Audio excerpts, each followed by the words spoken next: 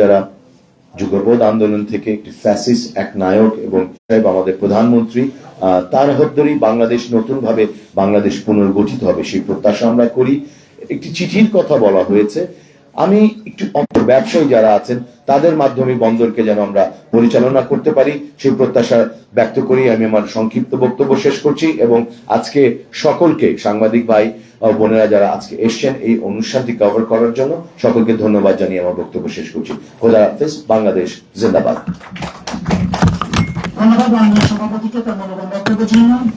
এই মুহূর্তে বক্তব্য রাখবেন বাংলাদেশের রাজনীতির অন্যতম নক্ষত্র বর্ষিয়ান রাজনীতিবিদ বিপ্লবী মার্কস পার্টির সম্মানিত সাধারণ সম্পাদক জনাব সাইফুল হক বক্তব্য রাখবেন। বিপ্লবী মার্কস পার্টির সম্মানিত সাধারণ সম্পাদক জনাব সাইফুল হক।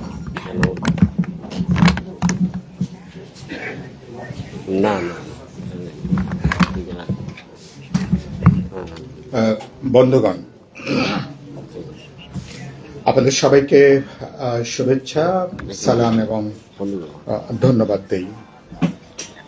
দেশ বাঁচাও বন্দর বাঁচাও যে আন্দোলন, এই আন্দোলন আমরা বেশ আগেই এটার হয়েছে, এটার একটা ধারাবাহিক কর্মসূচির অংশ হিসাবে আজকের এই কর্মসূচি। যারা আজকের এখানে সম্মানিত আলোচকবৃন্দ, এখানে মাননীয় সংসদ সদস্য জনাব সাদাত হোসেন সেলিম আছেন, এখানে জাতীয় নেতৃবৃন্দ আছেন, আজকে সবার সভাপতি এহসানুল হুদা একটু আগে বক্তব্য রেখেছেন, যারা আপনার দীর্ঘ সময় ধরে শুনছেন, আপনাদের সবাইকে শুভেচ্ছা এবং অভিনন্দন জানাই। আমার দিক থেকে বন্দরের প্রশ্নে আর কি বলার আছে, আপনারা যে কথাগুলো বললেন, প্রথম যেটা বলার আছে যে আমরা যে রাষ্ট্রের বয়স ৫৫ বছর, সেই রাষ্ট্র ৫৫ বছরে আমরা কি একটা বন্দর ব্যবস্থাপনার যোগ্যতা কি আমরা অর্জন করতে পারিনি?